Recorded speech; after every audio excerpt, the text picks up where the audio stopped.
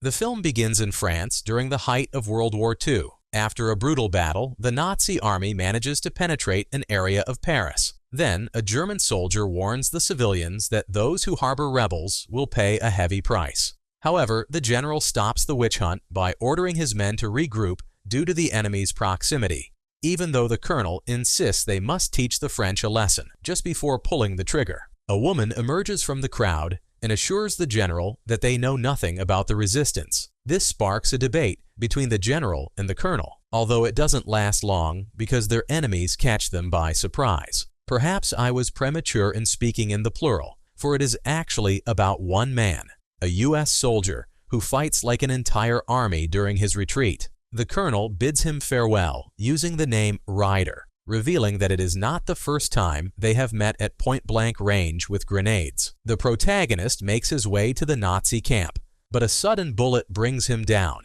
I didn't see that coming. It seems that what he experienced was a dream that went on too long, and yet he does not recognize the place he finds himself in.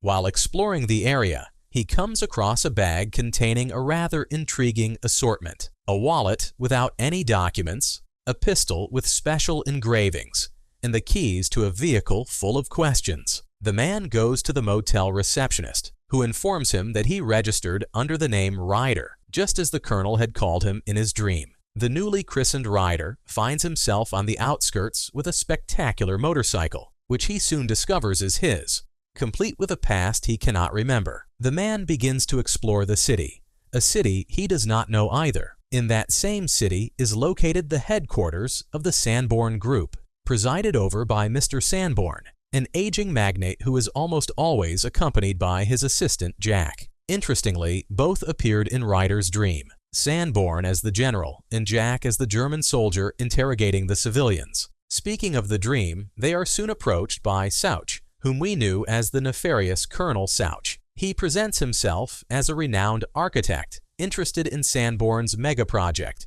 which consists of completely remodeling the city. Although it was the project of his life, he has lately had doubts about it because the inhabitants of the lower-class neighborhoods would be greatly harmed. However, Sauch takes it upon himself to dispel those doubts by reminding him that he has a place in history that must be earned, and that it cannot be done without sacrificing pieces along the way. Back with Ryder, he crosses a street that triggers a memory in his mind, a little girl being kidnapped by a criminal gang. Once he snaps out of his trance, the man enters a restaurant for breakfast, where he encounters a very familiar waitress, the French woman from his dream. The woman, named Morgan, works in her grandmother Shelley's restaurant, a kind lady who treats Ryder well. She was having an ordinary day until Jack and his men appear to collect the proper rent from Sanborn. Ryder keeps a close eye on them, especially on Jack, who prefers to leave without causing further scandal. What a mess once again. Ryder asks Shelley if she has heard of any recently kidnapped girl in the city, as she seems unaware of anything. The protagonist leaves without even saying goodbye. As soon as he hops on his motorcycle, his mind transports him to the past, this time not to World War II, but to ancient Rome. Now, Sanborn appears as a senator who, influenced by Sauch, orders the death of Morgan and her daughter. Fortunately, a gladiator, none other than Ryder himself, comes to their defense. Suddenly, the man is pulled back to the past because of Jack and his men, who ask him about his identity. What a coincidence, as Ryder was about to ask them the same thing before the brawl broke out. Detective Timmons appears to disperse Jack's gang. Although Timmons has his reservations about Ryder, Shelley and Morgan back him up. They even offer to shelter him while showing him his new home. Morgan explains that Jack works for Sanborn, who recently appeared in People magazine under the pseudonym The Man with a Vision. According to Morgan, this vision is nothing more than making as much money as possible by harassing the locals to pay him every time. Looking at Sanborn's face, Ryder is transported to his fictional memories, and he begins to wonder who that man really is, all while heading to the Sanborn Group headquarters. The protagonist fights a battle in ancient Rome, taking down a group of gladiators in defense of Morgan and her daughter. Thanks to his heroism, the people demand forgiveness for the accused, and the senator complies with their wishes. However, Sauch convinces him to send his best warrior so that the show can continue. Thus, Ryder duels against Jack and his men. In the present, the protagonist spots Souch leaving the building and soon realizes that he also appears in his peculiar dreams. Back in the restaurant, the man discovers that Morgan is an Ada. Due to a lack of money, she has not had the opportunity to practice her craft. At that moment, Morgan leaves the conversation after receiving a message from Roger Hammond, the most important counselor in the city. Intrigued, Ryder asks Shelley about that man. Morgan is part of his legal team, with which he intends to block the magnate's attempts to alter the city. When Shelley returns to her duties, Ryder is distracted by a newspaper ad for a missing girl not far from Anbor and her accomplices. They scheme a way to manipulate Hamo, since his record is impeccable and there is no possibility of blackmailing him. How do you break a man who already has everything easily?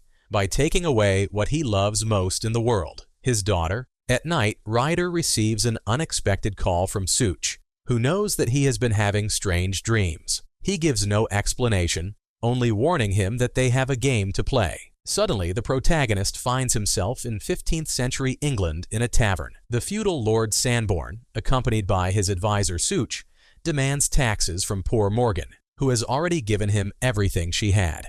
In the midst of the negotiation, a mysterious old woman appears before Sanborn, telling him that he still has time to do what is right. Torn between what that woman and his advisor say, Sanborn does not know what to do. In the present, Ryder shows up at Detective Timon's office with a notice about the missing girl. According to the detective, that case is already resolved. The girl had only spent the night at a friend's house and forgotten to call her mother. The protagonist then fixes his eyes on a bulletin board filled with photos and articles about Sanborn. Timons warns him that inquiring about Sanborn in that city can be dangerous, which is why he has been investigating him in secret and does not need the help of outsiders like Ryder. That night, while working at the restaurant's bar, the protagonist is approached by Souch, who, setting aside his role as an architect, introduces himself as a motivational speaker. Suddenly, Ryder sees him as the Nazi colonel, the friend of the Roman senator, and the advisor of the feudal lord, the snake who is always telling Sanborn what he must do.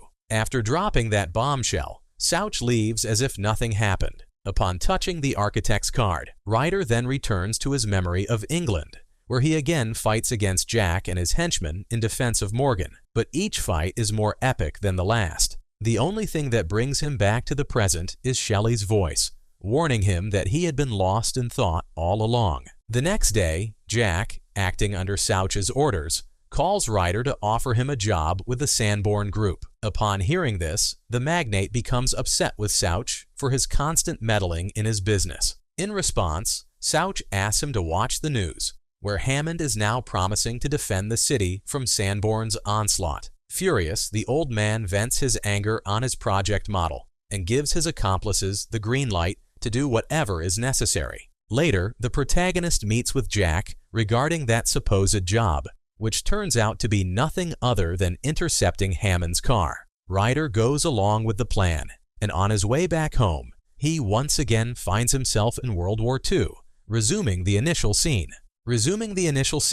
General Sorn orders the withdrawal of his troops. Although Colonel Souch calls him a coward, an enraged general shells an innocent family, and soon regrets what he did, caught between dreams and reality. Ryder encounters Souch, who makes it clear that sometimes evil must triumph so that good can continue to exist. He invites Ryder to stop fighting against the inevitable and to go with the flow of whatever is happening. And just as suddenly as he appeared, Souch vanishes as if nothing had happened back in the restaurant.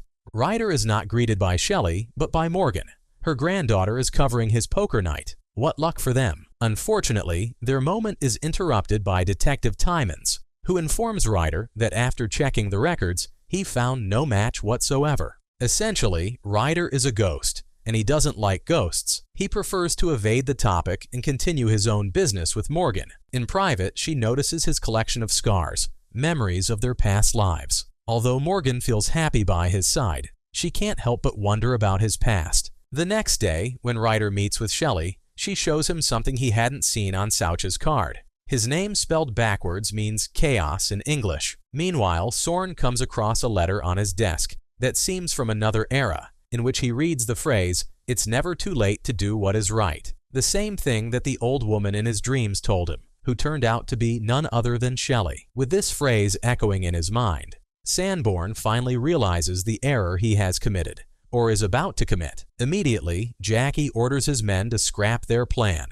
There is no way he intends to kidnap an innocent girl. However, nobody obeys him, since from the beginning they had only listened to chaos. Later, little Annie leaves school and heads home, escorted by her father's guards. Along the way, the van is chased by a couple of cars that drive it to an abandoned area, where Souch and his men, including Ryder, are waiting. Sanborn appears out of nowhere in a final attempt to stop the inevitable. But of course, the inevitable happens. Jack opens fire on him and his escorts, ignoring the consequences. In the end, the protagonist fires back at Jack, allowing Annie to escape on her deathbed.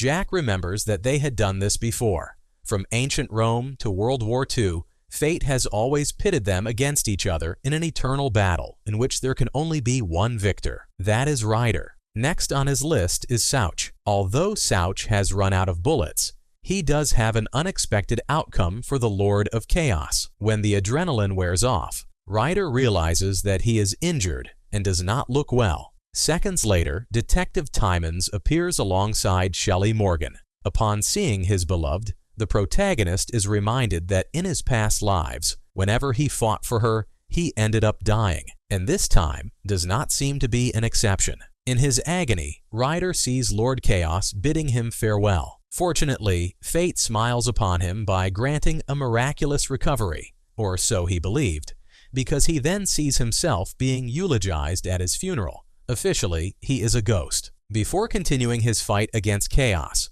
Ryder looks one last time at his dear Morgan. She turns to look at him and smiles.